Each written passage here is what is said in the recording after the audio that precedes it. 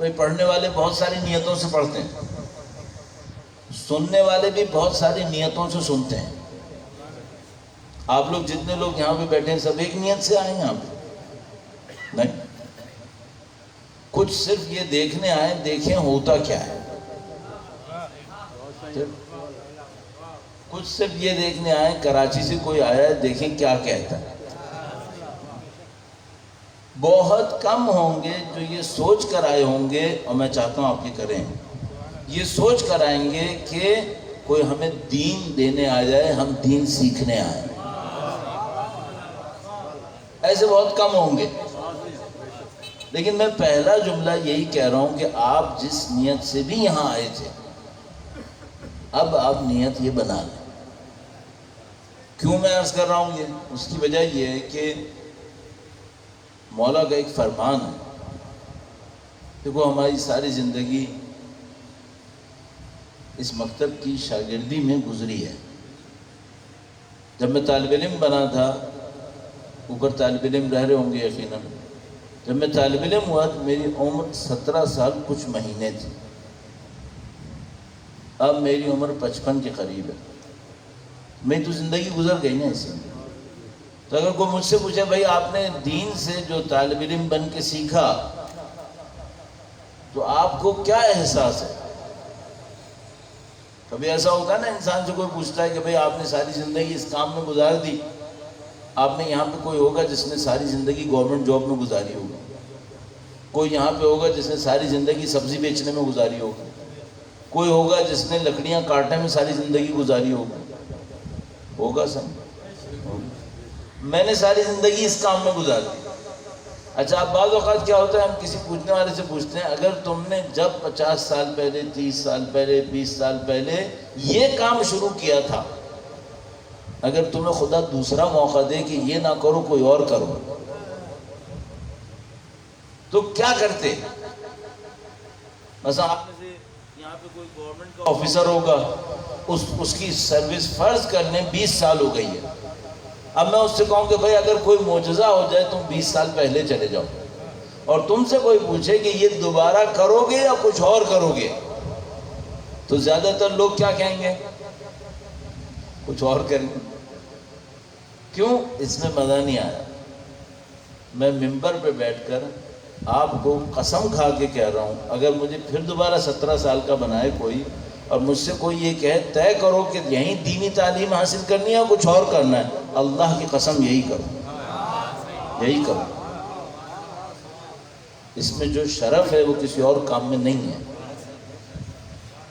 اس میں جو شرف ہے، اس میں جو عزت ہے، اور اس سے بڑھ کر عزت کیا ہوگی کہ ہمارے نبی نے فرمایا کہ اگر خدا کسی بندے کے اوپر احسان کرتا ہے تو اس کو دین کا علم نصیب کر دیتا ہے، دین کا علم نصیب کر دیتا ہے۔ تو میں ایک اور جملہ آپ کی خدمت میں عرض کروں، پھر عرائض عرض کرنی، وہ یہ کہ بھائی ایک بات ہے، کبھی انسان گھر سے نکلتا ہے کسی کام کے لیے، ایک جگہ پہنچتا ہے، وہاں پہ کوئی غلط چیز ہو جاتی ہے، کوئی بزنس شروع کرتا ہے، کام شروع کرتا ہے، وہ کام خراب ہو جاتا ہے، تو مثلا وہی سوچتا ہے یہ مجھ سے شیطان نے کام خراب کروا دیا۔ کبھی کسی جگہ پہ جاتا ہے، وہاں جا کے کسی سے جھگڑا ہو جاتا ہے، وہ کہتے ہیں شیطان مجھے کہاں لے آیا۔ میں آپ کو ایک بات گارنٹی سے کہہ رہا ہوں، ضمانت سے کہہ رہا ہوں، یہاں آپ کو شیطان نہیں لا سکتا، یہاں آپ کو خدا ہی لایا ہوگا۔ یہ میں آپ کو مطمئن ہو کے عرض کر دیتا ہوں۔ اس کا مطلب کیا ہے؟ اس کا مطلب ہے خدا آپ کو یہاں تک لے آیا کچھ سکھانے کے لیے۔ اب آپ کے پاس دو راستے، یا تو آپ سیکھو گے اور سیکھ کے جاؤ گے، یا جیسے آئے تھے ویسے ہی جاؤ گے۔ اچھا، اس میں دوسرے والے میں ایک غلطی میری ہو سکتی ہے، وہ کیا؟ میں 1 گھنٹے بولوں اور آپ کو سکھانے کی کوئی بات ہی نہ بتاؤں۔ میرے جیسے لوگ کرتے ہیں یہ کام یا نہیں کرتے؟ بعض اوقات کر دیتے ہیں، 1 گھنٹہ بولتے ہیں، سکھانے والی کوئی بات نہیں کرتے، وہی بولتے ہیں جو سب پہلے سے جانتے تھے۔ تو میں آپ کو پھر اطمینان دلاتا ہوں، کچھ ایسی باتیں بتاؤں گا جو آپ نے زندگی میں نہیں سنی ہوگی۔ اب آپ کے پاس دو راستے ہیں، یا آپ سیکھیں گے، سیکھ کے جائیں گے، یا آپ نہیں سیکھیں گے، جیسے آئے تھے ویسے ہی جائیں گے۔ اگر آپ نے دوسرا کام کیا، نعوذ باللہ تعالی، جیسے آئے تھے ویسے ہی چلے گئے، میں قیامت کے دن آپ کا گریبان پکڑوں گا۔ خدایا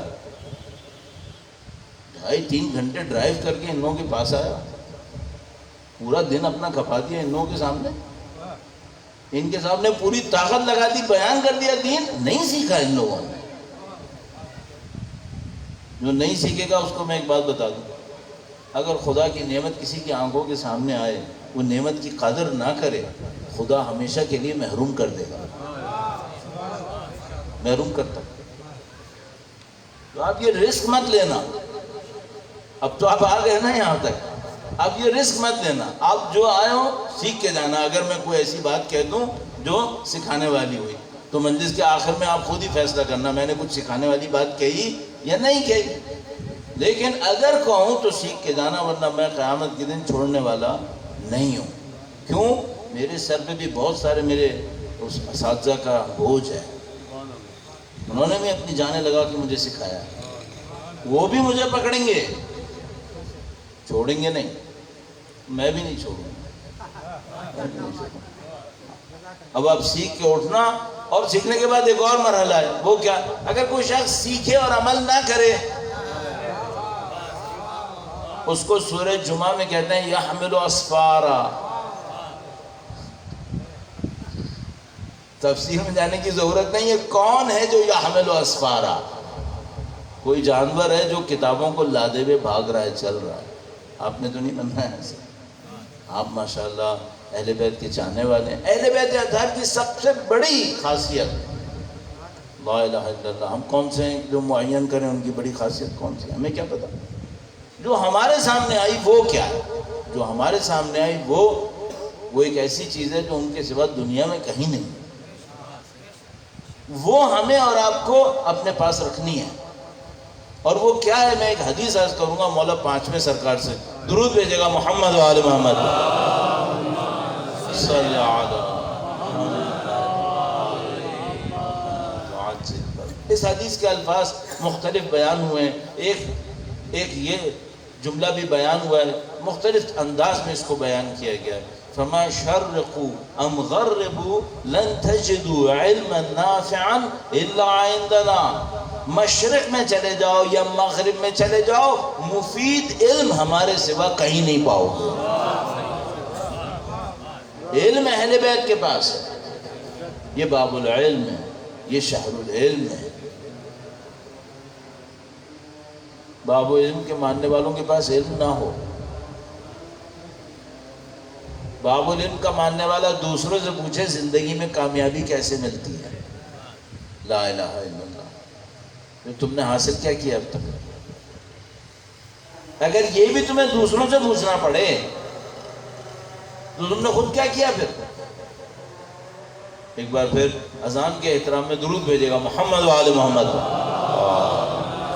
صلی علی محمد آل محمد وعجل فرج۔ میرے دماغ میں اس وقت بہت تیزی سے بہت ساری چیزیں آ رہی ہیں کہ مجھے کیا کیا بتانا ہے۔ 55 سال لگا کے تو میں ٹنڈو محمد خان پہنچا ہوں۔ اگلی دفعہ زندگی میں کوئی چانس ہے یا نہیں اللہ جانتا ہے، خدا ہی جانتا ہے، ہمیں کیا پتا۔ تو ایک دفعہ جو پہنچ گئے اس سے تو پورا فائدہ اٹھا لیں۔ صحیح، 2-3 پوائنٹ جلدی جلدی بتاؤں گا، آپ اپنے ذہن میں رکھ لیجیے گا، لکھنے لکھانے کا تو ہمارے یہاں رواج ہے ہی نہیں۔ پہلی بات، ایصال ثواب کی مجلس کا مطلب کیا ہے؟ ایصال ثواب کی مجلس کا مطلب ہے کوئی ایسا کام کرو جس سے ثواب بنے، خدا وہ ثواب مرحوم یا مرحومہ تک پہنچا دے، یہ ایصال ثواب ہے۔ آپ نے یہاں پہ ایصال ثواب کی مجلس میں آئے تو ایصال ثواب کی مجلس ثواب بن جائے گا؟ ہاں بالکل بنے گا۔ جتنی دیر آپ یہاں بیٹھے رہیں گے، مجلس علم ہو، مجلس فضائل اہل بیت اطہار ہو، ذکر اہل بیت اطہار ہو، اس مجلس کا ثواب ہے، مجلس کا ثواب ہے۔ لیکن ایک ہمارے ساتھ ایک عجیب مشکل ہے، ہم نے احساس کیا، آپ سے بھی عرض کر دوں، آپ مجلس میں بیٹھے ہو، ایک بات سنو گے آپ کے اوپر اثر ہوگا، جیسے ہی مجلس ختم ہوئی باہر نکلے، ہوتا ہے یا نہیں ہوتا؟ یہ ہمارا ڈر ہے۔ وہ کیا؟ اتنی محنت کی، پروگرام بنایا، یہاں تک آئے، بولے، اور یہ صاحبان سن کر خوش ہوئے اور دروازے سے باہر نکلے تو سب دماغ سے غائب۔ اب تم نے ثواب کتنی دیر کا بنایا؟ 50 منٹ۔ جن کی محرومین کے لیے مجلس ہے، اگر میں ان سے کہوں کہ ایک راستہ ہے جس سے ثواب قیامت تک بنتا رہے گا، تو وہ یہ چاہیں گے یا نہیں چاہیں گے؟ اچھا، اب یہ مجلس تو کسی ایک خاص مرحوم یا مرحومہ کے لیے منعقد کی جا رہی ہے، کیا یہ ممکن نہیں ہے کہ خدا میرے اور آپ کے مرحومین کو بھی ثواب میں شامل کر لے؟ ہو سکتا ہے یا نہیں ہو سکتا؟ ہو سکتا ہے۔ میں ایک دفعہ کہیں فاتحہ پڑھنے والا تھا، کسی نے مجھے چھٹ دی تھی کہ فاتحہ پڑھا دو، میں نے نام لے کر فاتحہ پڑھائی، پھر میں نے کہا بھائی فاتحہ کا ثواب ان کو بھی پہنچے اور علماء، عرفاء، فقہاء، شہداء، آپ کے اور ہمارے مرحومین، ان سب کو بھی پہنچے۔ جناب مجلس کے بعد وہ بندہ میرے پاس آ گیا، کہنے لگا مولانا آپ نے میری ایک فاتحہ کے اندر اتنے لوگوں کو شامل کروا دیا، میرے مرحوم کو کیا ملے گا؟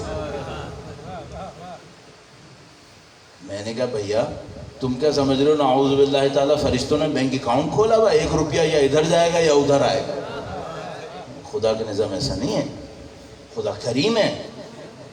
ایک فاتحہ کے ثواب میں کتنے لوگوں کو ثواب دے سکتا ہے؟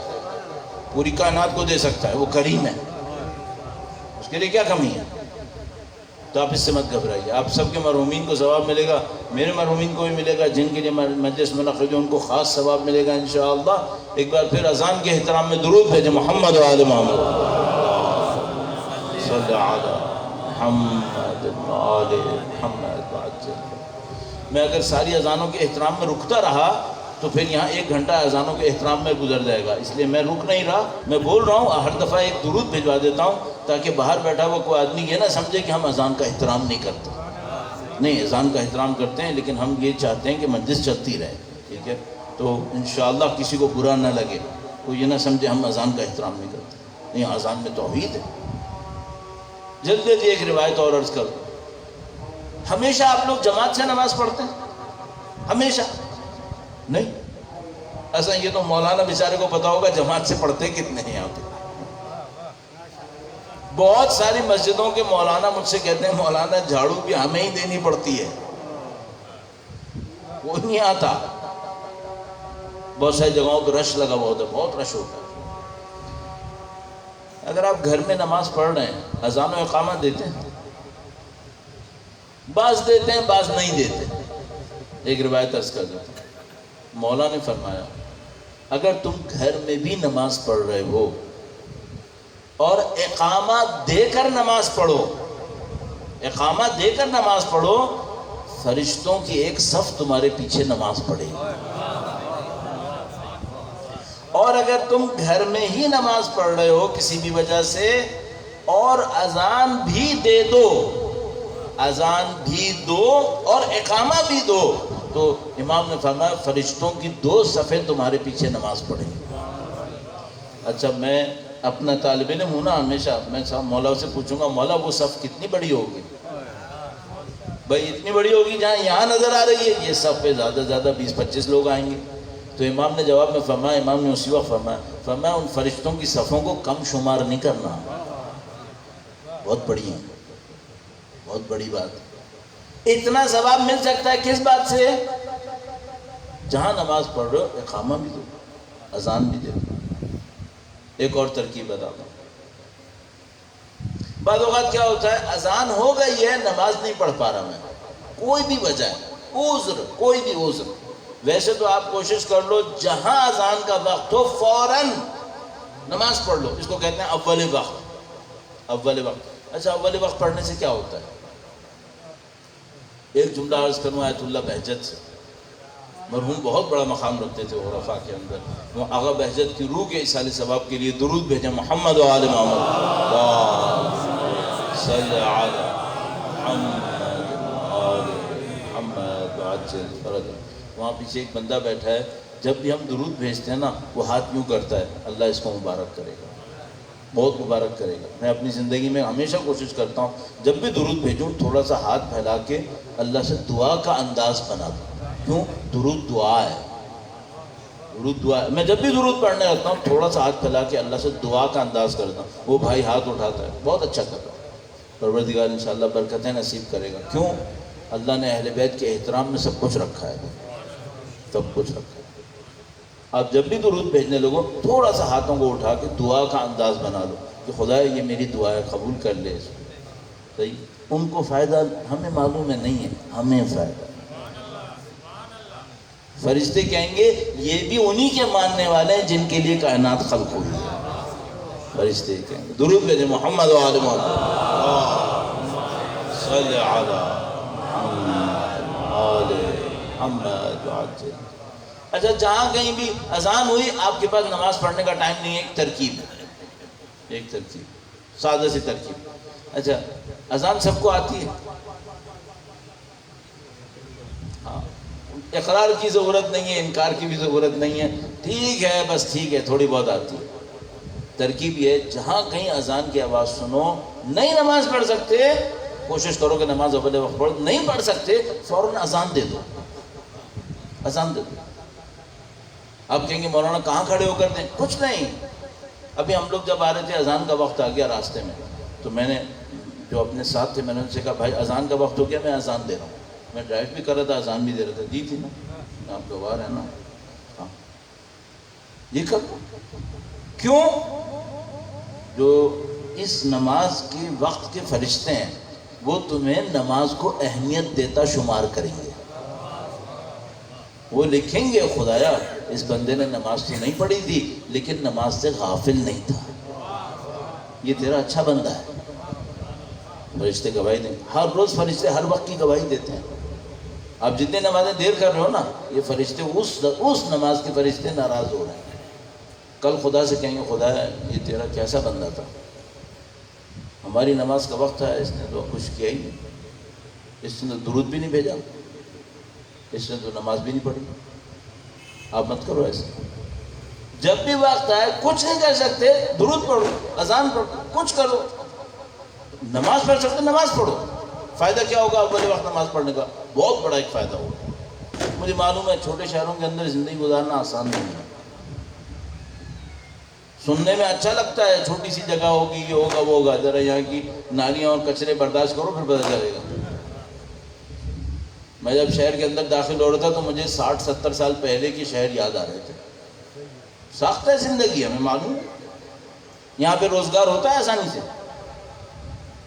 مشکل ہے، سخت ہے۔ اچھا اس سختی میں کیا کروں کہ خدا میرے کام کروا دے؟ خدا تو کروا سکتا ہے، کہیں پہ بھی کروا سکتا ہے۔ آغا بہجت ایک جملہ کہتے تھے جو نماز اول وقت پڑھے گا خدا اس کے سارے کام اول وقت کروا دے گا،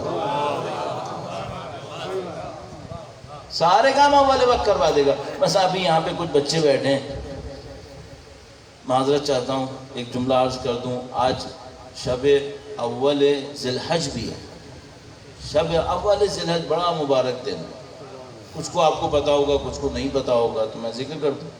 اول ذی الحج کیا مبارک دن ہے، یہ وہ مبارک دن ہے جب مولا امیر المومنین اور بنت رسول اللہ کے ازدواج کا دن ہے۔ اللہ اکبر، اس خاندان کے حضور اس مبارک گھڑی کی مبارکباد پیش کرنے کے لیے گرچہ دن شہادت کا تھا لیکن شب اس مبارکبادی کی ہے۔ درود بھیجیں محمد و آل محمد صلی علی آل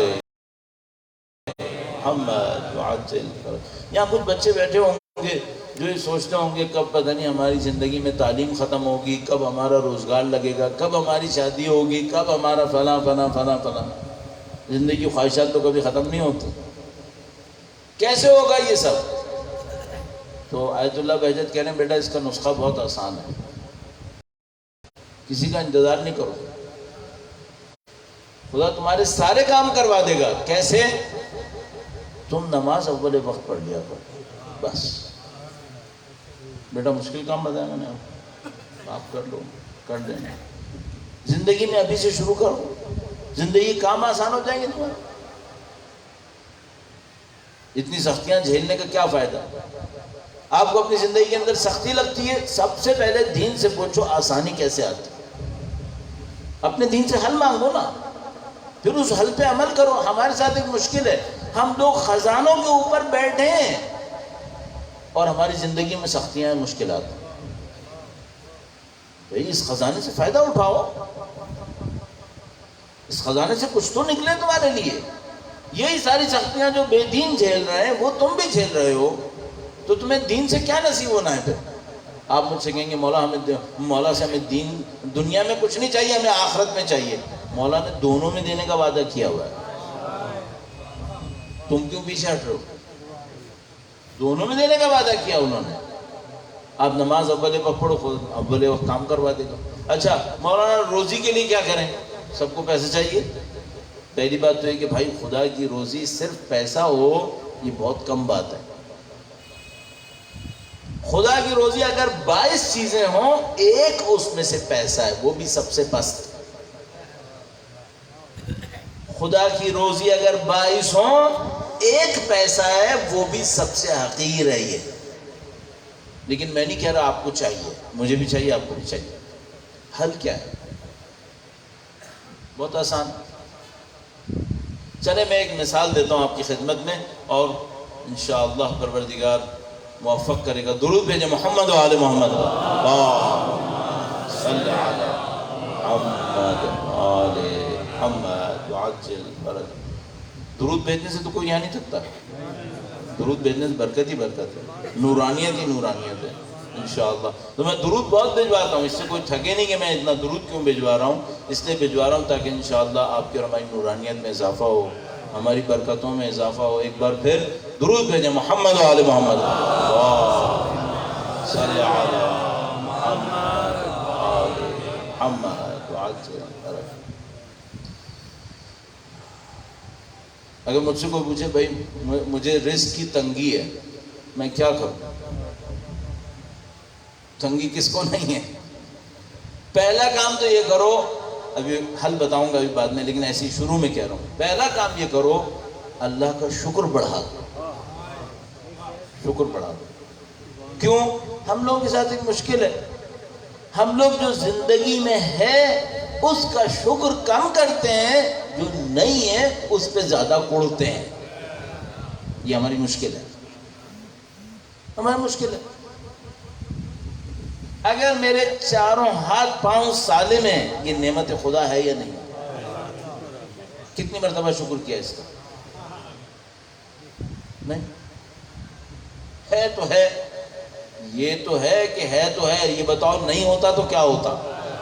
ہے تو ہے، وہ تو بات صحیح ہے، نہیں ہوتا تو کیا ہونا تھا؟ پھر نہیں ہوتا مشکل ہونی تھی، خدا نے دیا تو اس کا شکر کرو۔ پہلی چیز کیا ہے؟ شکر بڑھاؤ۔ دوسری ایک بات، اللہ نے برکتیں دینے کا ایک وقت رکھا ہے، اگر آپ اس وقت میں کھڑے نہیں نظر آئے خدا کو اور اس کے فرشتوں کو، آپ کو برکت نہیں ملے گی۔ میں آپ سے ایک مثال عرض کرتا ہوں، میں ابھی کیا ٹائم ہو رہا ہے؟ 9:10 ہو گئے۔ اگر میں یہ کہوں، میں نہیں کہہ رہا ہوں کبھی صبح کو آ جاؤ، میں نہیں کہہ رہا ہوں، اگر یہ کہوں کہ جو کل صبح 4:10 پر اس صحن میں آئے گا اس کو میں 5,000 روپے دوں گا،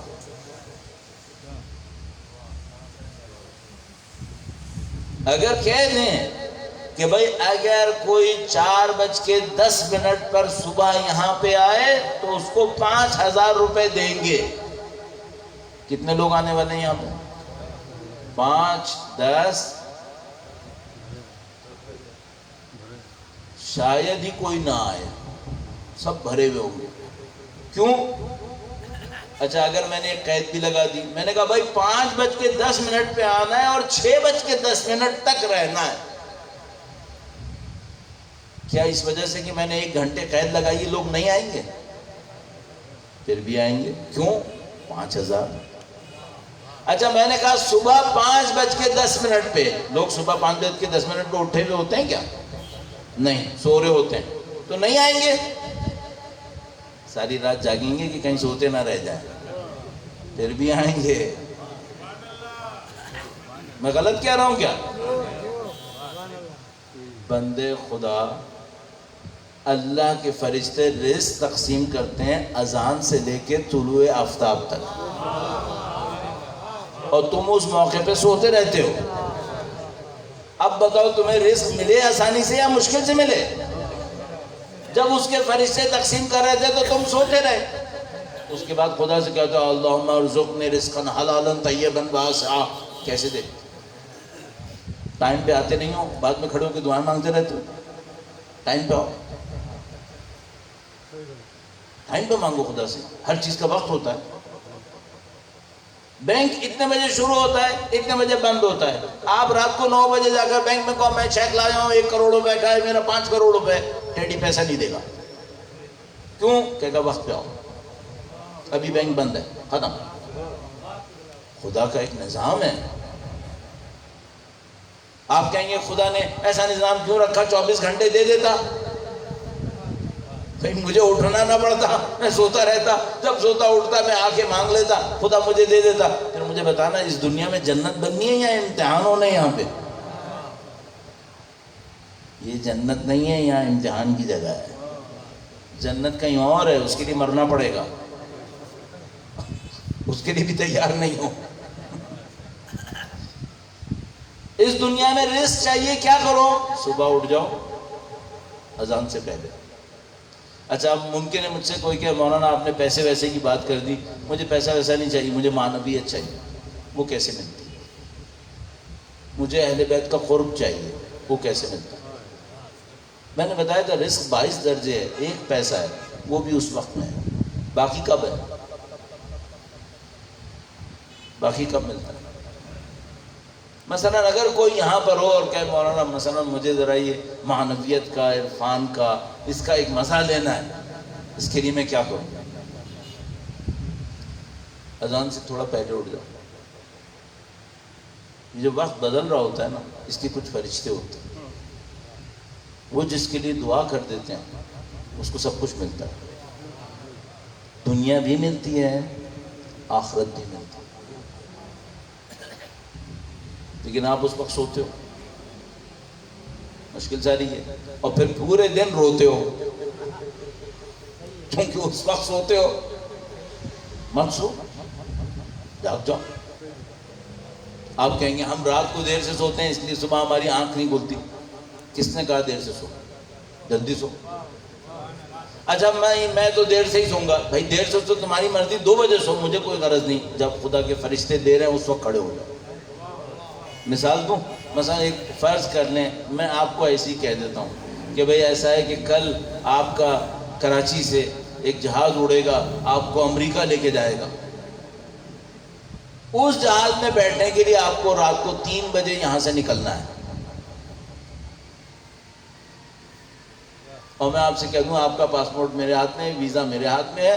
آپ یہاں سے 3 بجے نکلیں گے رات میں، 6 بجے آپ کراچی ایئرپورٹ پہ ہوں گے، 9 بجے آپ کا جہاز اڑ جائے گا. 3 بجے یہاں سے نہیں نکلے آپ کا جہاز مس ہو گیا. صحیح ہے؟ اب آپ مجھ سے کہیں گے مولانا میں رات کو 10 بجے کے بعد 12 بجے کے بعد سوتا ہوں اس لیے میں تو نہیں آ پا رہا. 5,000 کے لیے تو چھوڑ نہیں رہے تھے، تم امریکہ کا ٹکٹ کہاں سے چھوڑو گے؟ پھر 3 بجے اٹھو گے نہیں اٹھو گے؟ سوئے گا ہی نہیں، سونا ہی نہیں ہے. اللہ کے سامنے اچھے بندے بننا چاہتے ہو یا برے بندے بننا چاہتے ہو؟ اچھے بندے بنو، تھوڑا کچھ قربان بھی تو کرو. بغیر قربانی دیے سب کچھ نصیب ہو جائے. بھائی یہ امتحان کی جگہ ہے. دنیا دارالمحن، دنیا سختیوں کا گڑھ ہے، آسائشوں کا نہیں ہے. سختیوں کی جگہ ہے، یہاں پہ سختی اٹھانی پڑتی ہے کام کرنے کے لیے. آپ کو رزق چاہیے، طریقہ بتا دیا. زندگی کی مشکلات آسان کرنی ہے، طریقہ کار بتا دیا آپ کو. اچھا یہ جو میں نے آپ کو طریقے بتائے، اس میں ضروری ہے کہ پہلے آپ نجف جا کے طالب علم بنیں؟ نہیں، یہیں رہیں، کوئی مسئلہ نہیں. جو بن جائے نعم المطلوب، بہت اچھی بات ہے. نہیں بن پایا یہیں پر آئے، ساری زندگی یہیں رہے گا. اس نسخے میں تو کسی ضرورت ہی نہیں ہے آپ کو. جہاں وہ اصول کافی پڑھو، نہیں اس کے بغیر بھی چل جائے گا. اول وقت نماز پڑھ لو، جب اذان کا وقت آیا اذان دے دو، صبح کو کھڑے ہو جاؤ، 1 گھنٹہ اللہ کے سامنے کھڑے رہو، عبادت کرو.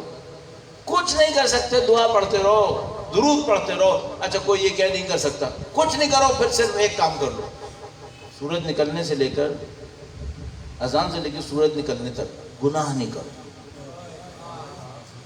گناہ نہیں کرو، جاگتے رہو، گناہ نہیں کرو. اس کی بھی برکت ہے. آپ اپنی زندگی کو آسان کریں. یقین مانیں مجھے افسوس ہوتا ہے اس بات کے اوپر، دوسرے علاقوں میں جاتے ہیں، اہل بیت کے چاہنے والوں کو دیکھتے ہیں زندگی میں مشکلات میں پھنسے ہیں. کیوں مشکلات میں پھنسے ہو؟ تم حلال مشکلات کے ماننے والے ہو، پھر تم پہ کو کیوں مشکلات آ رہے ہیں؟ ان سے نسخے مانگو، انہوں نے ساری زندگی سمجھایا بتایا، آپ کیوں پیچھے رہتے ہو؟ یہ دو تین چیزیں آپ کو میں نے بتائی ہیں. اب میں ایک اور چیز بات آپ کی خدمت میں عرض کرنے والا ہوں. ایک روایت سوچ کر آیا تھا کہ میں عرض کروں گا، دیکھتا ہوں ابھی موقع ملتا ہے تو عرض کروں گا. تھوڑی سی لمبی ہے تو ابھی میں دیکھتا ہوں، اس کے بغیر تھوڑی اور چیزیں کہہ دوں وہی کافی ہو شاید انشاءاللہ. درود بھیجیں محمد و آل محمد صلی علی آل محمد. آدھے سے زیادہ وقت گزر گیا، جو لوگ تھک رہے ہیں ان کو بتا رہا ہوں، آدھے سے زیادہ وقت گزر گیا، ختم ہونے والا ہے، آپ پریشان نہیں ہو. صرف ایک بات بتاؤ، سیکھنے والی کوئی بات سننے کو آئی اب تک یا نہیں آئی؟ میں صحیح کہا تھا نا کہ سکھانے والی بات بتاؤں گا. اب آپ کی مرضی، آپ نے سیکھنا ہے یا نہیں سیکھنا، کرنا ہے یا نہیں کرنا، آپ کی مرضی. لیکن میں نے اپنا کام جتنا ابھی تک بتایا اس میں بتا دیا، ٹھیک ہے. اب ایک بہت بڑا نسخہ ہے، بہت بڑا نسخہ ہے، اور یہ نسخہ ایسا ہے اب دنیا میں جو دین کے کافر بھی ہیں نا، وہ بھی اس کو سمجھ رہے ہیں آہستہ آہستہ، وہ بھی اس کو سمجھ رہے ہیں. اگر آپ نے یہ سیکھ لیا، یہ سمجھ لو آپ کی زندگی آسان ہو. اس میں کوئی مشکل چیز نہیں ہے، کوئی پی ایچ ڈی کی ضرورت نہیں ہے، کوئی نجف قوم جانے کی ضرورت نہیں ہے. یہیں بیٹھ کر ہوگا اور کوئی مسئلہ نہیں ہے اس کے اندر. صرف کیا چاہیے؟ تھوڑی سی توجہ چاہیے. مجھے نسخہ آپ کی خدمت میں عرض کرنا ہے، اور مجھے پتا ہے میری زبان میں طاقت نہیں ہے، لیکن مجھے پتا ہے درود میں بہت طاقت ہے. درود بھیجیں محمد و آل محمد صلی علی محمد آل محمد وعجل. پروردگار انشاءاللہ آپ سب سے قبول فرمائیں انشاءاللہ. نسخہ کیا ہے؟ میں پرانی چیزوں میں سے ایک چیز دہراتا ہوں، اس سے تھوڑا سا فائدہ اٹھاتے ہیں. آپ نے وہ آیت کریمہ سنی ہے، وہ واقعہ سنا ہے جس میں خدا متعال نے فرشتوں سے کہا انی جاعل فی الارض خلیفہ، اے فرشتوں میں زمین پر اپنا خلیفہ، جانشین بنا رہا ہوں. صحیح ہے، ہم سب بھی حضرت آدم کی نسل سے ہیں. معذرت کے ساتھ ایک ذرا سوچئے گا، ہم میں اس جانشینی کا کوئی اثر ہونا چاہیے یا نہیں ہونا چاہیے؟ ہونا چاہیے. وہ کیا ہے؟ ہم کس چیز میں خدا کی جانشین ہیں؟ بات سوچنے والی ہے یا نہیں ہے؟ اچھا چلیے، آپ نے سوچنا شروع کر دیا، میں آپ کو سوچنے کے لیے ایک اور پوائنٹ عرض کرتا ہوں. آپ جب نماز پڑھتے ہیں، کوئی عبادت انجام دیتے ہیں، تو اس کی نیت کیا کرتے ہیں؟ قربتاً الی اللہ. بعض لوگ الا اللہ کہتے ہیں، الا اللہ صحیح نہیں ہے، قربتاً الی اللہ، الی اللہ صحیح. اس کا مطلب کیا ہوتا ہے؟ اللہ سے نزدیک ہونے کے لیے. کیسے نزدیک ہوتے ہیں؟ آپ نے یہ جو پروگرام ہو رہا ہے، اس میں اس مجلس میں شرکت کی، پروگرام صحیح نہیں، مجلس میں شرکت کی، یہ جو مجلس میں آپ نے شرکت کی، یہ قربتاً الی اللہ ہے یا نہیں ہے؟ اللہ سے قریب ہونے کے لیے. تو جب آپ یہاں سے باہر جائیں گے تو آپ خدا سے قریب ہو چکے ہوں گے. کیسے پتہ چلا آپ کو؟ کیسے؟ بھائی میری عمر اتنے سال ہے، مجھے نماز واجب پڑھتے ہوئے 40 سال ہونے والے ہیں.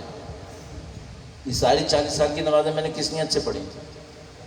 قربتاً الی اللہ. قرب ملا یا نہیں ملا؟ کبھی پوچھا آپ نے آپ سے؟ یہ کیسی دکانداری کی جس میں آج تک نہیں پوچھا کہ پیسہ ملا بھی یا نہیں ملا؟ یہ کیسی عبادت کی ہے؟ کیوں نہیں پوچھا؟ کوئی بچہ 10 سال کسی اسکول میں جاتا ہے نا تو اس کے بعد باہر نکل کے کہتا ہے 10 سال گیا تھا کچھ ملا بھی یا نہیں ملا؟ ہم نے 40 سال عبادتیں کر لی، بوڑھے ہو گئے، آج تک ہمیں یہ نہیں پتا چلا قرب ملا یا نہیں ملا۔ کیوں نہیں پوچھا؟ ضرور پوچھو۔ تو آپ مجھ سے کہیں گے پھر مولانا آپ بتاؤ قرب ملا یا نہیں ملا؟ پہلے یہ بتاؤ تم نے کوشش کی تھی قرب کے لیے؟ ملے گا اس کو جو کوشش کرے گا۔ برس رہا ہے کیا؟ اس کو ملے گا۔ من جد وجد، جو کوشش کرے گا وہ پائے گا، جس نے کوشش ہی نہیں کی اسے کیوں ملے گا؟ یہ اگر کوئی سورج کی طرح ہوتا کہ وہ کافروں پہ بھی برستا ہے مسلمان پہ بھی برستا ہے، وہ بات صحیح تھی۔ یہ کچھ اور ہے، قرب خدا اتنا سستا نہیں ہے، پھر سب کو مل رہا ہے، سب کو مل رہا ہے، نہیں، جو کوشش کرے گا اسے ملے گا۔ ورنہ کیا ہوگا؟ قد افلح من زکاہا وقد خاب من دساہا، وہ ناکام ہو جائے گا پھر۔ اچھا اب یہ قرب کیا ہے؟ جلدی جلدی عرض کروں تاکہ آپ نہ تھکیں انشاءاللہ تعالی۔ اور قرب کے لیے کوشش، قرب بہت سادہ سا ایک کام ہے۔ کس بندے میں قرب ہے، کس بندے میں قرب نہیں، کیسے پتہ چلتا ہے؟ آپ نے اور ہم نے چیزیں طے کی ہوئی ہیں۔ جو پتھر اٹھائے اور اس کو سیب بنا دے ہاتھ سے، اس کو قرب ملا ہوا ہے۔ نہیں، دوسرے لوگ کہتے ہیں جادو ہے، یہ جادو ہے، یہ دکھاؤ پتھر اٹھایا انگور بنا دیا، یہ کر دیا، وہ کہتے ہیں یہ جادو ہے۔ قرب یہ تھوڑی ہے، یہ تو سب کر لیں گے۔ قرب کیا ہوتا ہے؟ قرب بہت سادہ سی بات ہے۔ یہ بہت اہم سکھانے والی بات عرض کر رہا ہوں آپ کی خدمت میں، اس کو سیکھ لیجیے گا۔ بہت سادہ سی ایک بات ہے۔ میں آپ سے چند چیزیں پوچھوں گا۔ بھائی آپ نے اللہ کے 99 نام سنے یا نہیں سنے؟ سنے؟ پوچھ نہیں رہا، مت ڈرو یار کہ میں آپ سب سے پوچھ لوں گا 99 نام سناؤ، نہیں پوچھ رہا میں سنانے، لیکن چلو ایک آدھ تو پوچھ ہی لوں۔ کوئی ایک نام تو آتا ہے نا؟ صحیح ہے۔ مثلا کون سا آتا ہے؟ رحمان، رحیم، صادق، علیم، قدیر، آتے ہیں نا، کچھ نام تو آتے ہیں۔ صحیح ہے۔ یہ کیا ہیں یہ نام؟ یہ اللہ کی صفتیں۔ تمہیں ہمیں کیوں خلق کیا خدا نے؟ خدا ہم سے کہہ رہا ہے میں رحمان ہوں، تم بھی رحمان بنو، میں صادق ہوں، تم بھی سچے بنو، میں غفور ہوں، تم بھی معاف کر دیا کرو، میں عادل ہوں، تم بھی عدل کرو۔ جو جتنا یہ بنے گا اتنا خدا سے قریب آئے گا۔ قربتاً اللہ کا مطلب سمجھ میں آ گیا؟ بہت سادہ بھئی، یہ خدا کے 99 نام ہر کونے خدرے میں لکھے ہوئے ہیں، جا کے پڑھ لو اور اپنے آپ سے پوچھو میں ان میں کن میں خدا سے نزدیک ہوں، اتنا ہی آپ خدا کے قریب ہو۔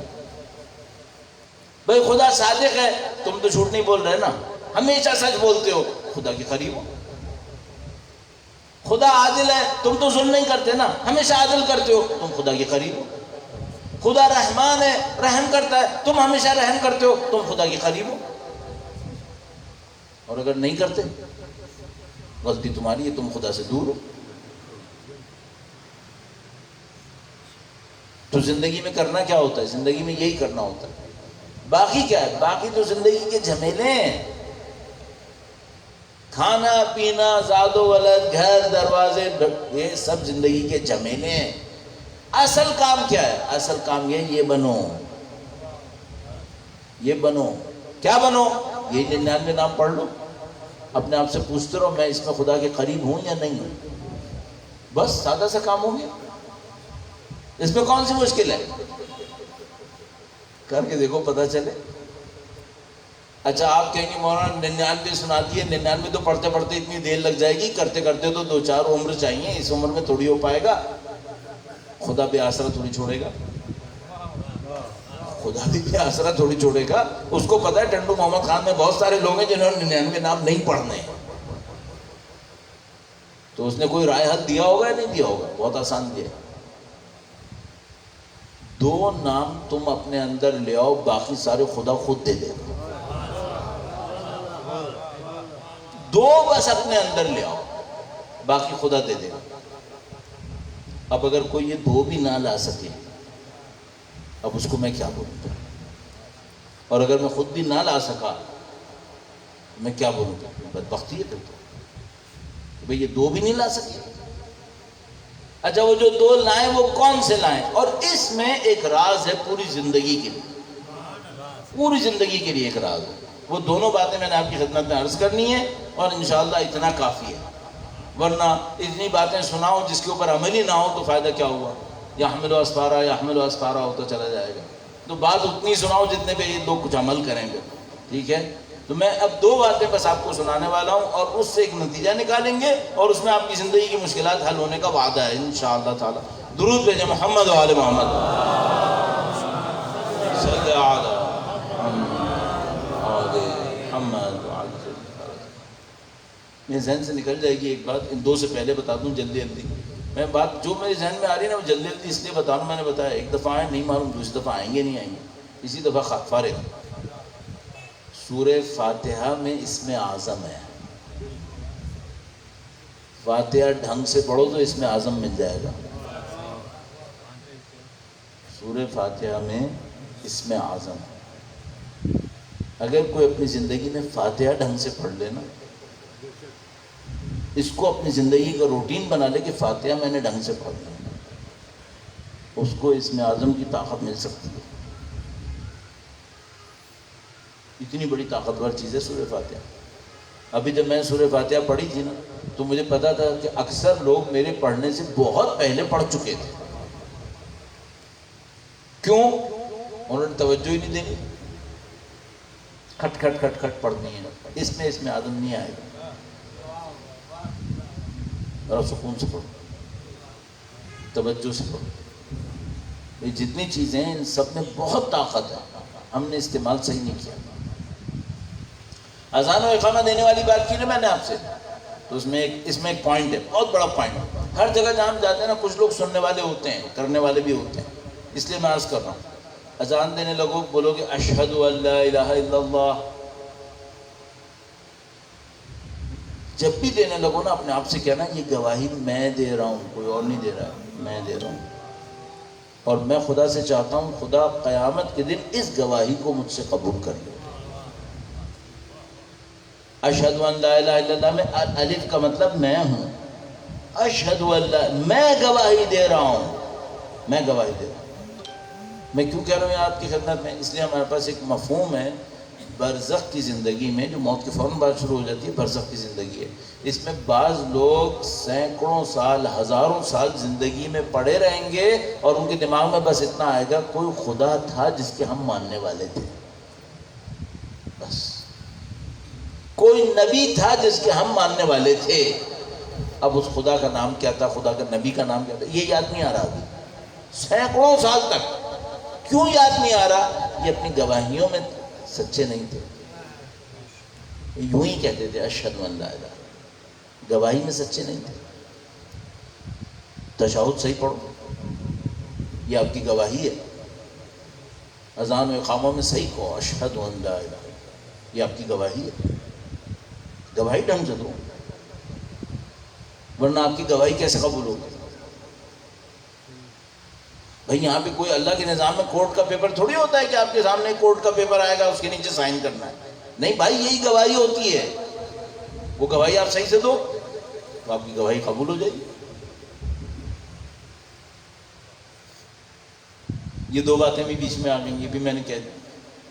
اب میں اس نسخے کی طرف چلا جاؤں تیزی سے. 2 کام آپ کر لو اللہ کے اوصاف میں سے، آپ کی زندگی آسان ہو جائے گی. پرانے زمانے کی ایک چیز یاد دلاتا ہوں آپ کو، شاید یاد آ جائے گی، بعض لوگوں کو شاید ابھی بھی یاد ہوگی. درود بھیجیں محمد و آل محمد. صلی علی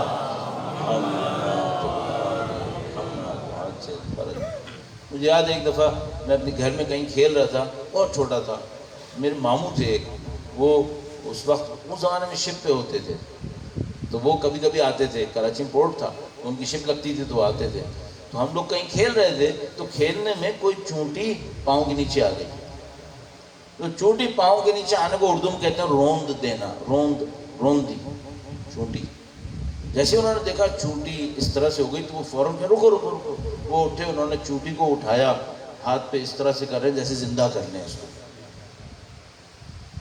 تھوڑی دیر میں چونٹی صحیح ہو گئی تو انہوں نے سائڈ میں رکھ دیا اس کو.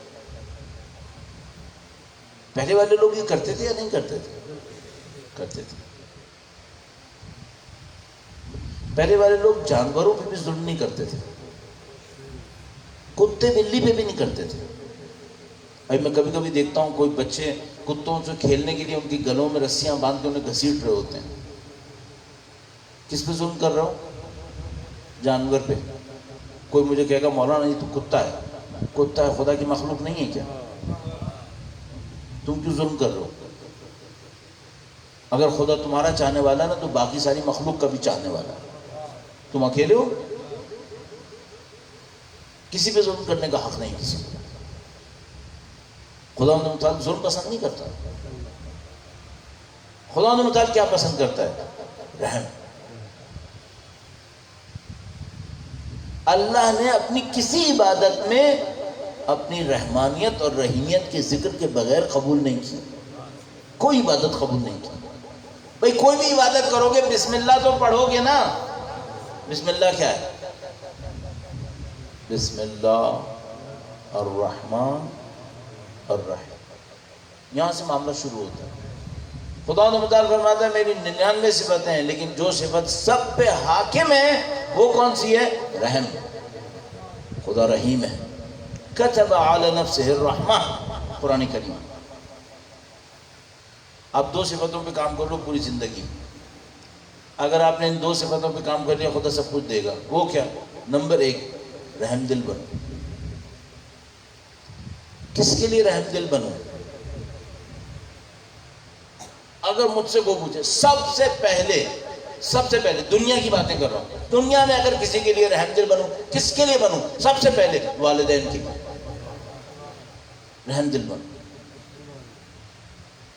رب ارحمہما کما ربیانی صغیرا. خدا تعالیٰ کہتا ہے ان کے لیے لہما جناح الذل من الرحمہ, اپنے پروں کو گرا دو ان کے سامنے, رحم دکھاؤ, رحم دکھاؤ. تو بہت سارے لوگ یہاں بیٹھے ہوں گے کہیں گے مولانا ہمارے تو والدین دنیا سے چلے گئے. خدا کہتا ہے جو دنیا سے جانے کے بعد رحم نہیں کرے تو ایسے ہی جس کو اس کے والدین نے دنیا میں آگ کر دیا. چلے گئے تو کیا ہوگا؟ رحم کرو, جاؤ ان کی خبر پہ جاؤ. اللہ کے نبی کے پاس ایک آدمی آیا, اس نے کہا اے اللہ کے نبی آپ نے اتنا تاکید کی والدین والدین والدین, میرے والدین مر چکے ہیں. کہا تو کیا ہوا؟ خبر تمہیں پتہ ہے؟ کہنے لگا نہیں مجھے نہیں پتا, مجھے نہیں پتا ان کی قبریں کہاں ہیں. اے اللہ کے نبی میں کیا کروں؟ اللہ کے نبی نے کہا گھر میں جاؤ 2 لائنیں لگا لو اور سوچو یہی قبر ہے. 2 خط لگاؤ, سوچو یہی خبر ہے. والدین کی رحمت سے دور ہو جاؤ گے اگر تم نے یہ نہیں کیا. تم خدا کی رحمت نہیں لے پاؤ گے. اگر آپ کو اپنی زندگی تبدیل کرنی ہے نا, آپ اپنی زندگی کے اندر ایک طے کر لو اپنے ساتھ, زندگی میں طے کر لو مجھے رحم دل بننا ہے. رحم دل کہاں سے شروع کرو؟ والدین سے شروع کرو. بعض اوقات ہم جیسے لوگوں کے ساتھ بہت ایسا ہوتا ہے, باہر بڑے اچھے ہوتے ہیں گھر میں اچھے نہیں ہوتے, والدین کے ساتھ اچھے نہیں ہوتے. ایک بندہ بہت اچھا ہے, سب اس کو جانتے ہیں, اچھا بندہ ہے, اپنی اہل خانہ کے ساتھ اچھا نہیں, زوجہ کے ساتھ اچھا نہیں, بچوں کے ساتھ اچھا نہیں, بچوں کو مارتا ہے, پیٹتا ہے. تم جو یہ کر رہے ہو تم کس منہ سے خدا سے رحم مانگ رہے ہو؟ خدا سے رحم کس منہ سے مانگ رہے ہو؟ اچھا خدا کے رحم کے بغیر زندگی گزر جائے گی تمہاری؟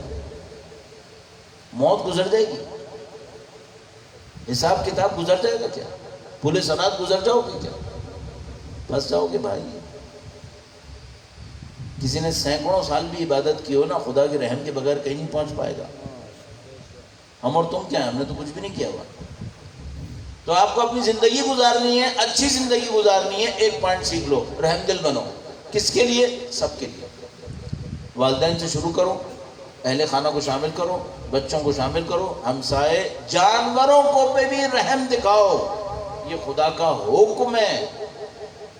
آپ رحم دل بننا شروع ہو جاؤ، باقی سمجھ لو آدھا کام آپ کی زندگی کا حل ہو۔ اور جو جتنا ظلم دکھائے گا، جو جتنا بے رحمی دکھائے گا، سمجھ لو اپنی زندگی کے اندر وہ مصیبتوں پر مصیبتیں بڑھائے جا رہا ہے، بڑھائے جا رہا ہے۔ رحم دکھاؤ۔ اچھا ممکن ہے آپ کہیں مولانا خالی رحم دکھا کے کیا کروں، نہ میرے پاس کوئی پیسہ ہے میں کسی کے کام آؤں۔ میں نے اسی لیے کوئی بات ہی نہیں کی، میں نے صرف کیا کہا ہے؟ رحم دل بنو۔ کوئی آدمی مشکل میں ہے، میں کچھ نہیں کر سکتا، تم رحم دل بن جاؤ گے نا تو صرف اتنا سا کام کر لینا۔ کیا کرو گے؟ اس کے لیے دعائیں دینا، بس۔ دعا دینے میں کچھ جاتا ہے کیا؟ اگر رحم دل تھے تو دعا کیوں نہیں دی تھی؟ آپ نے گزر رہے تھے کہیں پہ، راستے میں ایک آدمی کو دیکھا، بیچارہ اسٹیشن کے اوپر پڑا ہوا ہے، ہاسپٹل پہنچنے کے لیے بےتاب ہے، مر رہا ہے، جان دینے والا ہے۔ آپ کچھ کر سکتے ہو؟ نہیں، آپ ڈاکٹر تھوڑی، آپ کچھ نہیں کر سکتے، آپ کے پاس گاڑی واڑی کچھ نہیں، آپ کچھ نہیں کر سکتے، تو آپ وہیں سے گزر گئے، یہ بے رحمی ہے۔ کیا کرنا چاہیے تھا؟ دعا دیتے، خدا اس بندے کے کام کو آسان کر دے۔ یہ دعا کیوں نہیں دی؟ رشتہ داروں میں بہت سارے لوگ مشکل میں تھے، ان کو پیسے کی ضرورت تھی، میرے پاس کوئی پیسہ نہیں تھا، کوئی بات نہیں، دعا تو دے سکتے تھے، ہمدردی تو دکھا سکتے تھے، اتنا تو کر سکتے تھے۔ آپ رحم دل بنو۔ اس کے مقابلے میں کیا ہے؟ بے رحم، ظلم کرنے والے۔ میرے کام سے کسی کو تکلیف ہو رہی ہے، مجھے پتا ہے کہ تکلیف ہو رہی ہے، میں پھر بھی کر رہا ہوں۔ یہ میں کیا کر رہا ہوں؟ یہ میں اپنی خبر کو آگ سے بھر رہا ہوں اور کچھ نہیں ہو رہا ہے۔ کیوں بے رحمی دکھا رہے ہو؟ خدا تمہارے ساتھ بے رحمی دکھائے گا، کہاں پہنچو گے؟ رحم دل بنو۔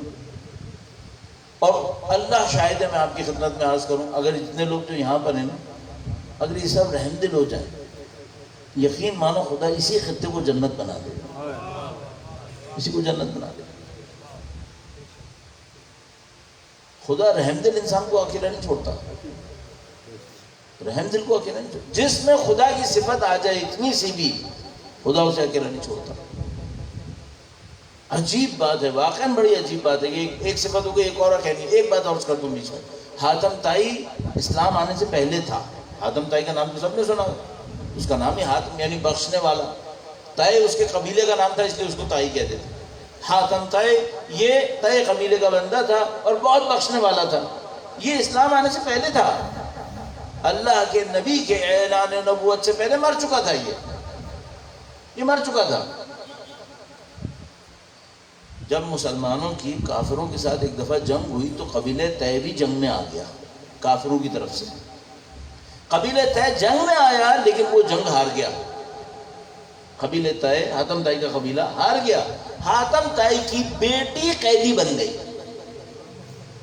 حاتم طائی کی بیٹی قیدی بن گئی، قیدی بن کر اللہ کے نبی کے سامنے آ گئی۔ اللہ کے نبی نے دیکھا حاتم طائی کی بیٹی کو، کہا تو حاتم طائی کی بیٹی؟ کہا ہاں۔ تیرا باپ حاتم طائی؟ ہاں۔ اللہ کے نبی پلٹے مسلمانوں کی طرف، کہا مسلمانوں یہ مال غنیمت میں آئی ہے، میں یہ کہہ رہا ہوں اس کو آزاد کر دو، اسے آزاد کر دو۔ مسلمانوں نے کہا اے اللہ کے نبی آپ حاکم ہیں، آپ جو اب مرضی کریں، آپ ٹھیک ہے آپ آزاد کر دیں۔ کیوں آزاد کرنا؟ فرمایا میں قبول نہیں کر رہا کہ جس کا باپ سخی ہو میں اسے قیدی بناؤں، میں قبول نہیں کر رہا۔ باپ سخی تھا، میں قیدی نہیں بنا رہا اسے۔ اگر ہم میں اتنی سی بھی خدا کی کوئی صفت جھلک جائے گی نا تو خدا اس سے زیادہ ہمارا ساتھ کھڑا ہو جائے گا۔ اور سب سے زیادہ جو صفت خدا اپنے بندوں میں دیکھنا چاہتا ہے وہ کیا ہے؟ رحم دلی، کیونکہ اس کی حاکم صفت یہی ہے۔ اس کی حاکم صفت وہ تھی تو اس نے اشرف الانبیاء کو رحمت للعالمین بنا کر بھیجا تھا۔ رحمت للعالمین نے اس لیے بھیجا تھا کیونکہ اس کی حاکم صفت رحمت تھی. آپ اور میں اہل بیت کے چاہنے والے ہیں الحمدللہ رب العالمین, اللہ کے نبی کے نام لینے والے ہیں الحمدللہ رب العالمین, ان کے اوپر ہماری زندگیاں قربان الحمدللہ رب العالمین. یہ رحمت ہم میں نہیں آنی چاہیے. آپ یقین فرمائیں اگر آپ مجھ سے کہنا بھائی ہمیں اپنے علاقے کے اندر مکتب اہل بیت پھیلانا ہے, ہم کیا کریں؟ واللہ میں آپ کو مشورے کے طور پہ کہوں گا یہ 2 صفت آپ اپنے اندر لے آؤ, میں گارنٹی سے کہہ رہا ہوں یہ مکتب پھیل جائے گا.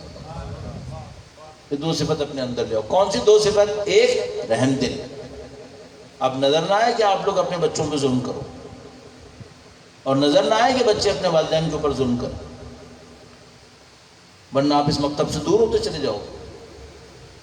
اہل بیت کی فکر سے دور ہو اگر آپ ظلم کر رہے ہو, اور پیسے کی خاطر, جائیداد کی خاطر, اور شہرتوں کی خاطر, اور ان سب باتوں کی خاطر ایک دوسرے کے اوپر ظلم کرنا, آپ مکتب سے دور ہو گئے. آپ کا ولایت سے پھر کیا تعلق ہوا؟ اگر کوئی شخص ظالم ہے اہل بیت قبول کریں گے اسے؟ ظلم قبول نہیں کرتے تھے. جانوروں پر بھی ظلم کو اللہ کے نبی قبول نہیں کرتے تھے. مشہور روایت ہے, ایک بندہ آیا, وہ بندہ آیا تو اس کے سر کے اوپر پرندے منڈلا رہے تھے. اللہ کے نبی نے دیکھا تو اصحاب نے کہا کیا ہو گیا, یہ پرندے کیوں اس کے سر کے اوپر گھوم رہے ہیں؟ اللہ کے نبی نے کہا اس سے پوچھو. اس سے پوچھا کیا معاملہ ہے, یہ تیرے سر پہ پرندے کیوں گھوم رہے ہیں؟ کہا میں ان کے گھونسلے سے انڈا چرا کے لایا.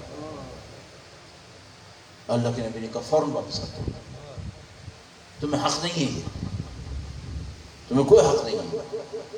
معذرت کے ساتھ عرض کر رہا ہوں, ایک جملہ برا لگے آپ کو. اللہ کے نبی کہیں پہ گئے, ایک گدھا بندھا ہوا تھا, بھوکا پیاسا. گدھا بندھا ہوا تھا, بھوکا پیاسا. اللہ کے نبی نے کہا یہ کیا ہے؟ کہا اللہ کے نبی یہ لاغر ہو گیا ہے, کمزور ہو گیا ہے, بوڑھا ہو گیا ہے, یہ اب کام نہیں کر سکتا. اللہ کے نبی نے کہا جب تک یہ طاقتور تھا تم نے اس سے کام لیا, اب بوڑھا ہو گیا تو اس کو بھوکا مار رہا ہو. وہ نبی بوڑھے لاغر گدھے پہ ظلم برداشت نہیں کرتے. انسان کسی انسان پہ ظلم کرے برداشت کریں گے؟ بہت خیال کرو. دوسری صفت کیا ہے؟ اللہ مدد کرے ہم سب کی. واقعہ ٹائم کیا ہو گیا بھائی؟ 9:10 ہو گیا. بتاؤ آپ کا بہت وقت لیا. میں انشاءاللہ اس کو ابھی ختم کرتا ہوں. درود بھیجے گا محمد و آل محمد.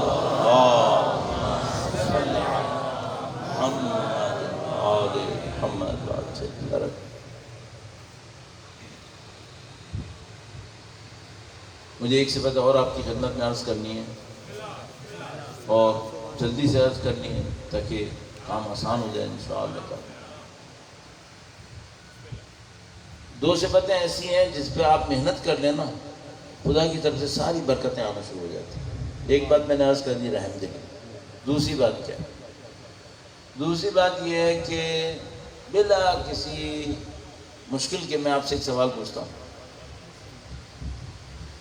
معذرت چاہ رہا ہوں, کسی کو برا نہ لگے, ایک سوال پوچھتا ہوں آپ سے. اس دنیا کے اندر, آج کی دنیا کے اندر بہت معذرت چاہ رہا ہوں, آج کی دنیا کے اندر سچا آدمی زیادہ فٹ ہے یا جھوٹا آدمی زیادہ فٹ ہے؟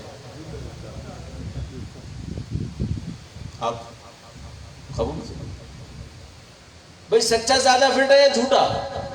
جھوٹا. وفادار زیادہ فٹ ہے آج کی دنیا میں یا بے وفا؟ بے وفا.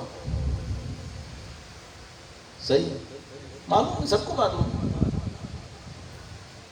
جو وعدے کی پابندی کرے وہ فٹ ہے, یا وعدہ بے وفائی کرے,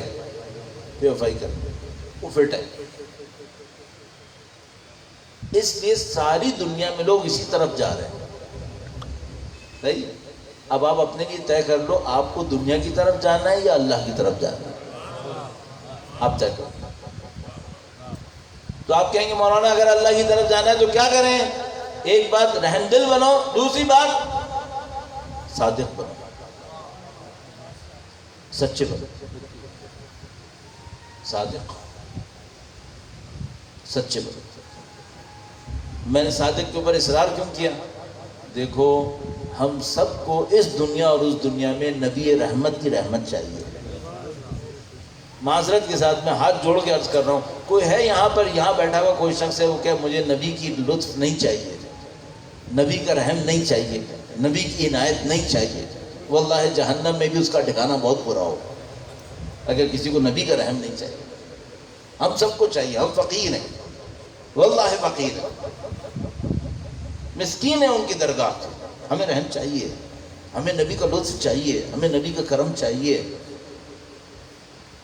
اس نبی کے 2 عنوان تھے حتیٰ اعلان نبوت سے پہلے، صادق تھے اور امین تھے. اب تم خود بتاؤ اگر میں صادق نہیں ہوا تو وہ صادق میرے اوپر رحم کریں گے؟ آپ صادق بنو.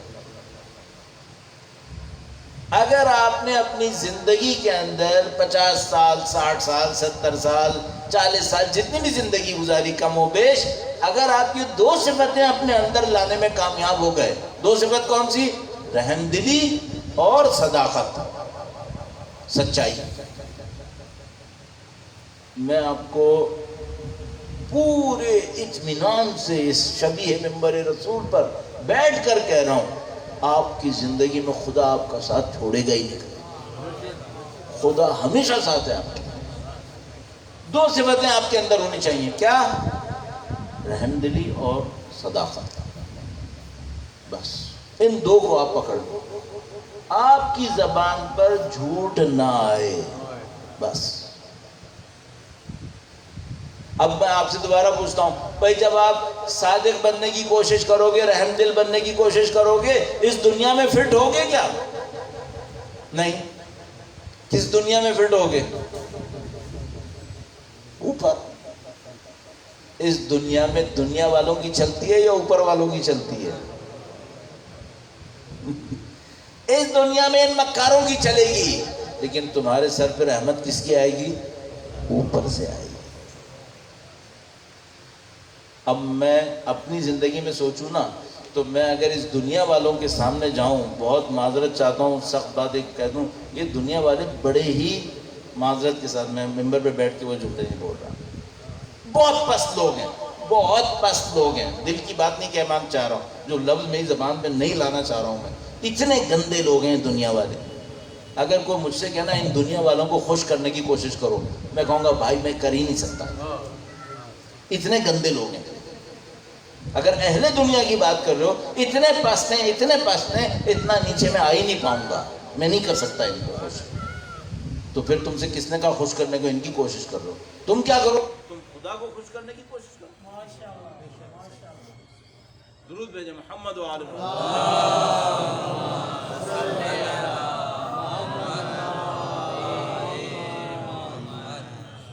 بار دیگر درود بھیجیں محمد و آل محمد.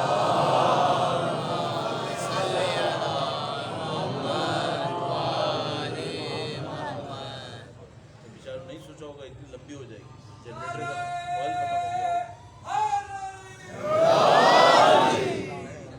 لائٹ چلی گئی. اچھا ایک کام کرتے ہیں تاکہ انشاءاللہ پوری سکون کے ساتھ آپ کو بھی خوشی میں نصیب ہو، مجھے بھی خوشی نصیب ہو، انشاءاللہ برکتیں نصیب ہوں. ایک نعرہ لگاتا ہوں، آپ جواب دے دیجیے گا. نعرہ حیدری، حیدری، حسینیت زندہ باد، حسینیت زندہ باد. مزہ آیا؟ پروردگار کا شکر ہے، الحمدللہ رب العالمین. ہم مولا علی کے ماننے والے ہیں، مولا سید الشہداء کے ماننے والے، بی بی سیدہ کے چاہتے والے، ان سب کی دی ہوئی عنایات کے شکر کو بجا لانے کے لیے درود بھیجیں محمد و آل محمد.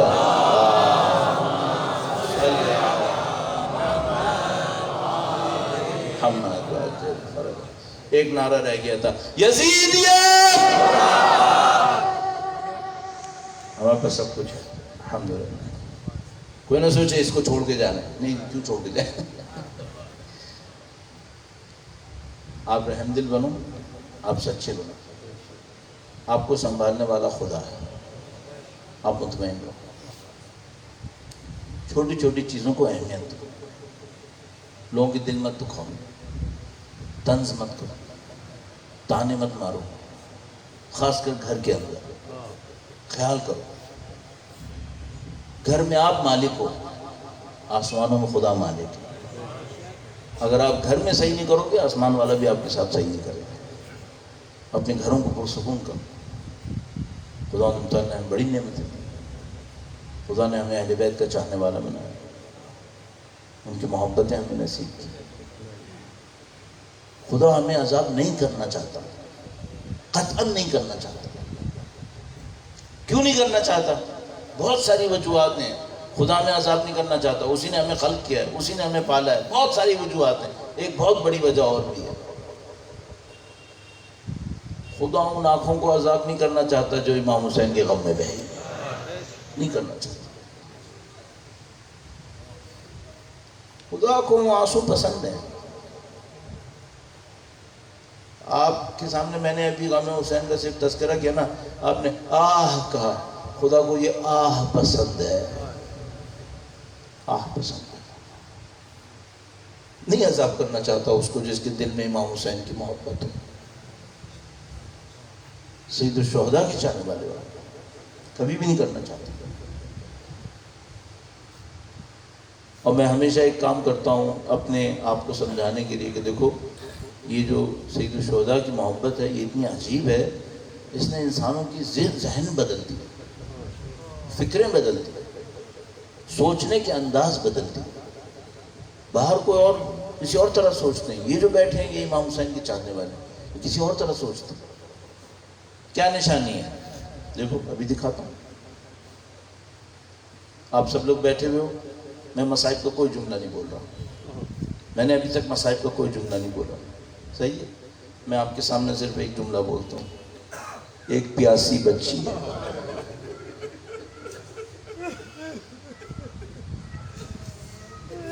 کوئی مصائب پڑھے میں نے؟ تو پھر رو کیوں رہے ہو؟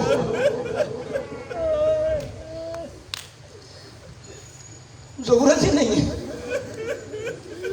یہ سب امام حسین کے ماننے والے نا، دیکھو ان کے سامنے بس کہا ہے پیاسی بچی۔ ابھی تو میں نے نہیں کہا اندھیرے میں بیٹھی ہوئی ہے، میں نے تو نہیں کہا، ابھی تو میں نے نہیں کہا شیور کا تماشا، ان کو تو سب یاد ہے، ابھی تو کچھ بھی نہیں کہا۔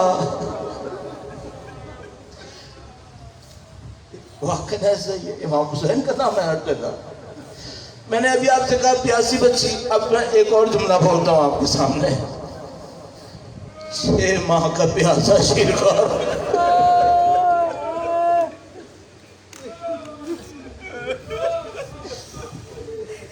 ایک شیرخوار، پتہ ہے جو انسان شریف ہوتا ہے اس کے لیے بڑا سخت کام کیا ہوتا ہے، اس کو کسی سے کچھ مانگنا پڑ جائے، اس کو کچھ مانگنا پڑے، اس کے لیے بہت سخت کام ہوتا ہے۔ بس آپ امام حسین کے چاہنے والے ہو نا، بس اپنے ذہن میں سوچ رہا ہے کہ عصر عاشور ہے، ایک امام ہے جس کے ہاتھ میں شیرخوار ہے، وہ دشمنوں کے سامنے آیا اور کہہ رہا ہے ایک قطرہ پانی دے ہو۔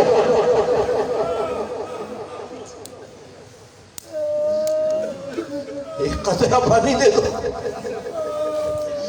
راوی کہتے ہیں یہ جو دشمن تھے نا، یہ سارے دن امام حسین سے لڑ رہے تھے، امام حسین سے لڑ رہے تھے، لیکن جب سید الشہداء نے شیرخوار کو بلند کیا تو دشمن کا لشکر منہ پھیر کے رونے لگا۔ دشمن کے لشکر میں بھی کوہرام بپا ہوا، انہوں نے شمر سے کہا کہ بدبخت تو نے حسین کو پانی نہیں دیا، یہ بتا اس بچے کی کیا غلطی ہے، اس کو پانی کیوں نہیں دیتا۔ اب اللہ نے امام حسین کے اس بچے کو حجت بنا دیا، حجت بنا دیا۔ حجت کیسے بنایا؟ عزیزو جب یہ قافلہ کوفہ پہنچا اور لوگوں کو پتا چلا کہ شہید ہونے والوں میں علی اصغر بھی ہے، تو لوگ پوچھنے لگے یہ بتاؤ باقیوں کو تو بغاوت کے جرم میں مارا، 6 مہینے کا بچہ کون سی بغاوت کر رہا تھا؟ یہ 6 مہینے کا بچہ کون سی بغاوت کر رہا تھا؟ اس کو کیوں مار رہے تھے؟ اور اب خدا کے نزدیک کیا مقام ہے اس منزلت کا؟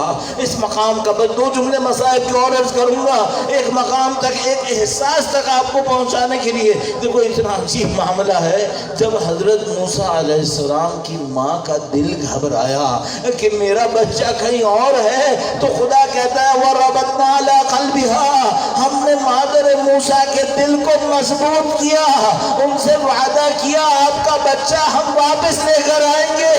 خدایا مجھے بس اتنا بتا، تو نے علی اصغر کی ماں کے دل کو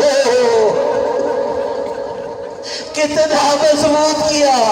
اس ماں نے بچہ اپنے ہاتھوں سے بہو سہیل کو دیا اور گویا بس اتنا کہا، اے مولا جو اس خیمے سے گیا ہے وہ واپس نہیں آئے گا۔ بس ایک لمحہ آیا، امام حسین اپنے بچے کے لاشے کے برابر کھڑے تھے، دامن کو جھاڑ کے کھڑے ہوئے اور خدا سے ایسا جملہ کہا جو پورے عاشور بس ایک دفعہ کہا، دامن جھاڑا اور کہا خدایا اس قربانی کو مجھ سے قبول فرما۔ ربنا تقبل منا انك انت العزیز الحکیم۔ پروردگارہ تجھے واسطہ نبی اولاد نبی کا اس خلیل کو اپنی بارگاہ میں قبول فرما۔ اے پاک پروردگار تجھے واسطہ نبی اولاد نبی کا خدایا قرآن کریم کا واسطہ ان کی نورانیت سے ہمارے مرحومین کو منور فرما۔ اے پاک پروردگار دنیا اور آخرت میں اہل بیت کی ہمراہی نصیب فرما، تمام مرحومین کو اہل بیت اطہار کی شفاعت نصیب فرما۔ اے پاک پروردگار ہم میں مشکلات میں مبتلا لوگ موجود ہیں، کچھ بیمار ہیں، کچھ بے روزگار ہیں، خدایا تجھے مولا باب الحوائج کا واسطہ، مولا ابو الفضل کا واسطہ ہے پاک پروردگار ان تمام کی مشکلات کو برطرف فرما، ان تمام کی زندگی میں آسانیاں اور برکتیں نازل فرما، ان تمام کو اپنی سمت بڑھتے رہنے کی سعادت نصیب فرما۔ اے پاک پروردگار دنیا منتظر ہے تیری حجت کی خدایا، تجھے واسطہ نبی اولاد نبی کا، ان کی قربانیوں کا واسطہ، ان کی شہادتوں کا واسطہ خدایا، سید و سردار مولا اور آقا امام آخر الزماں کے ظہور میں تعجیل فرما، ہمیں ان کی نصرت کی سعادت نصیب فرما، اس راہ میں شہادت نصیب فرما۔ آپ کے دلوں میں امام حسین کے ذکر کا اثر ہے، انشاءاللہ آنکھوں میں امام حسین کے آنسو ہیں، اس دل کے ساتھ اور ان آنسوؤں کے ساتھ اگر ایک اچھی سورہ فاتحہ پڑھیں گے، اس میں اعظم ہے۔ بسم اللہ الرحمن الرحیم، الحمدللہ رب العالمین الرحمن الرحیم مالک یوم الدین ایاک نعبد وایاک نستعین اهدنا الصراط المستقیم صراط الذین انعمت علیہم غیر المغضوب علیہم ولا الضالین۔ پروردگار اس فاتحہ کو ہم سے قبول فرما، تمام دعاؤں کی قبولیت کے لیے، برکتوں کے حصول کے لیے، انشاءاللہ اپنی تہذیب نفس تربیت کے لیے 3 مرتبہ پورے دل کی گہرائی کے ساتھ، سچائی کے ساتھ درود بھیجیں محمد و آل محمد۔